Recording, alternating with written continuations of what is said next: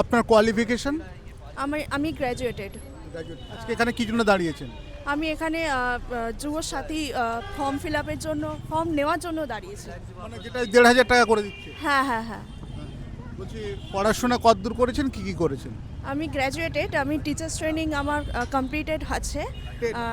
না, TET pass করিনি আমি। ওই টিচার্স ট্রেনিংটা এখন হয়েছে, এখনও রেজাল্ট বেরোয়নি। সেকেন্ড ইয়ারের, ফার্স্ট ইয়ারেরটা হয়েছে এখনও, সেকেন্ড ইয়ারেরটা হয়নি। আমি ব্রাহ্ম পিটিটিআই থেকে পাস আউট করেছি। তো যাই হোক, এখনও কিছু মিলছে না চাকরি বাকরি। তো 40 বছর হতো অনেক বাকি, অনেক দিন ধরে পাবেন 1,500 টাকা, তাই তো? সেটা তো দেখা যাক, এবার মাঝখানে না বন্ধ না করলেই হলো। 1,500 টাকা করে মাসে পাওয়া যাবে।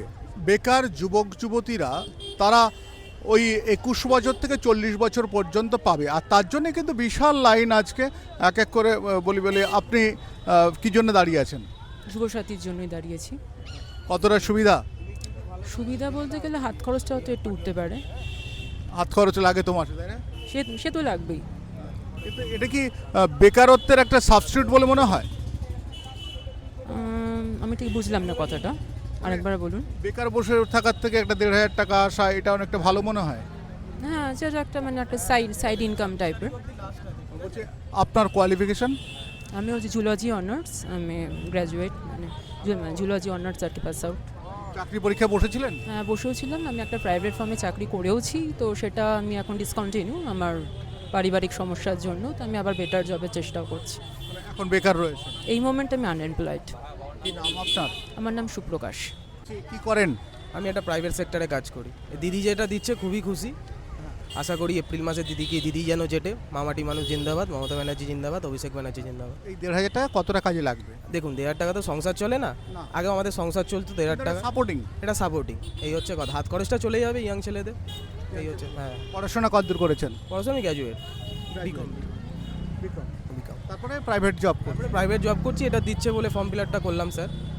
কি নাম আপনার? প্রদীপ কুমার দাস। বলছে আপনিও গ্র্যাজুয়েশন করেছি। গ্র্যাজুয়েশন করেছেন, চাকরি পাননি? না। চাকরি পরীক্ষা দিয়েছিলেন? হ্যাঁ, দিয়েছি অনেকবার। কোন সালে গ্র্যাজুয়েশন করেছেন? আমি করেছি 2010-এ।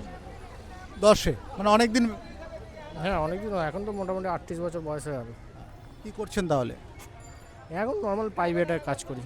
প্রাইভেটে কাজ করেন। এই 1,500 টাকাটা কতটা আপনাদের কাজে লাগবে? একটা 50 টাকা কী হয়, বাইরে বেরালেও তো একটা চা ফা খাওয়ার খরচা ফরচা তো আছে, ঠিক। খেতে হবে, হাত খরচা, টিফিন করার খরচা উঠবে। মানে যথেষ্ট সাপোর্ট বলা যায়। হ্যাঁ। অর্থাৎ আমরা এখানে ফুলবাগানে আমরা দেখছি যে বিশাল লম্বা লাইন রয়েছে, আর এই লম্বা লাইন ধরে কিন্তু আমরা দেখছি এখানে সবাই যুবসাথী, অর্থাৎ মাসে 1,500 টাকা করে পাবে বলে যুবসাথীর জন্য তারা প্রত্যেকেই এখানে দাঁড়িয়েছে। বলছি আপনারাও এই যুবসাথীর জন্য দাঁড়িয়েছেন? হ্যাঁ 1,500 টাকা। হ্যাঁ। বলছি কি করেন এমনিতে? আমি এখন হাউসওয়াইফ, ঘরেই থাকি। পড়াশোনা কতদূর করেছিলেন? আমার গ্র্যাজুয়েশন কমপ্লিট আছে। তা এই যে 1,500 টাকাটা কতটা কাজে লাগবে? কাজে কিছুই না, নর্মালি কাজে এতে কি আসে, প্রত্যেক মাসে যেটা আসবে। মানে একটা সহায়তা হবে তো? হ্যাঁ, ওই আর কি, আর কিছু না। বলছি আপনি গৃহবধূ, মানে আপনি তো লক্ষ্মীর ভান্ডার পান? না, আমার ওটা হয়নি। ওটা হয়নি? না, আমি দাঁড়াইনি ওখানে কোনোদিনই, আজকেই প্রথম ইয়ে করছি। মানে বেকারত্বের কিছুটা সাপোর্ট, তাই তো? হ্যাঁ হ্যাঁ। কি নাম আপনার? নমিতা হাজরা। আমরা এখানে দেখলাম যে এখানে বেশিরভাগ যারা রয়েছেন তাদের প্রচুর কিন্তু গ্র্যাজুয়েট রয়েছেন, কিন্তু এখনো পর্যন্ত চাকরি পাননি। অর্থাৎ আমাদের এখানে গ্র্যাজুয়েট হলেই যে চাকরি হবে এরকম তো কোনো মানে নেই। তবে প্রত্যেকে একটা জিনিস বলছেন, 1,500 টাকা তারা যে সামান্য একটা রোজগার করে, সেই রোজগারের সঙ্গে তাদের 1,500 টাকাটা একটা বড় সাপোর্ট, আর সেই সাপোর্টের জন্যই কিন্তু আজকে তারা প্রত্যেকে লাইনে দাঁড়িয়েছেন। একজন বললেন যে তিনি লক্ষ্মীর ভাণ্ডারে দাঁড়াননি, কিন্তু এই যে বেকারত্বের একটা সাপোর্ট, একটা রোজগারের সাপোর্ট, তার জন্য তারা এখানে দাঁড়িয়েছে।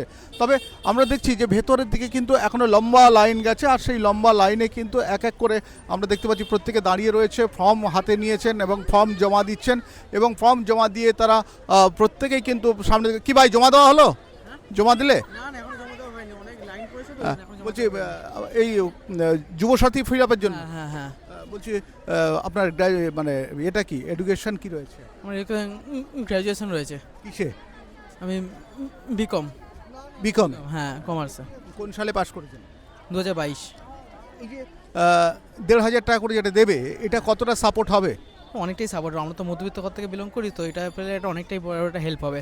এটা নিজের জন্য, ফ্যামিলির জন্য, যতদিন না একটা ভালো মানে কোনো চাকরি হচ্ছে ততদিন জন্য এই টাকাটা হলে অনেকটা সুবিধা হবে, অনেকটা সাহায্য হবে। অ্যাটলিস্ট বাবাকে মাকে বিরক্ত করতে হবে না। সেটা অবশ্য করতে হবে না। সবচেয়ে বড় কথা এটা মানে নিজে আমি যেটা বললাম নিজের থেকেও যদি আর ফ্যামিলির জন্য বেশি যেটা হেল্প করতে পারবো, কেন ফ্যামিলি তো একটা মধ্যবিত্ত করে অনেক খরচা কম থাকে, তো সেক্ষেত্রে ডিটেলসে না বললে একটা হেল্প হবে, এটা খুব ভালো। এটা কি নাম আপনার? আমার নাম কৌস্তব নাগ। কৌস্তব, আপনি কি জন্য এসছেন? এক এক করে আমরা ভেতরের দিকে দেখছি, এক এক করে আমরা ভেতরের দিকে যাচ্ছি, দেখছি যে যুবসাথীর ফর্ম ফিল আপ হচ্ছে। আর সেই যুবসাথীর ফর্ম ফিল আপে কিন্তু এক এক করে সবাই দাঁড়িয়েছেন এবং প্রত্যেকেই কিন্তু চান যে এই 1,500 টাকা করে যে সাপোর্ট, সেই সাপোর্টটা অ্যাটলিস্ট হোক। আর সেই সাপোর্টটা যেভাবে হবে তাতে কিন্তু প্রত্যেকের অন্ততপক্ষে মাসে যে আর্থিক একটা সাপোর্ট যে অনটন থাকে, যে সমস্ত যুবক যুবতীরা রয়েছেন যারা হয়তো প্রতিদিন হাত খরচের জন্য অল্প রোজগারে বাবার কাছে যারা হাত পাততে হয়, তাদের কিন্তু একটা বড় সুবিধা যে মাস গেলে 1,500 টাকা দিলে কোথাও হয়তো কোনো কোচিং সেন্টার থেকে আরম্ভ করে কোথাও এই সাপোর্টটা লেগে যাবে এবং লাগার ফলে কিন্তু তারা হয়তো পরবর্তী পড়াশুনো করতে পারবে, তারা হয়তো নিজেদের হাত খরচ চালাতে পারবে। এই সব বিষয় যে একটা রয়েছে সেটাতে কিন্তু যথেষ্ট।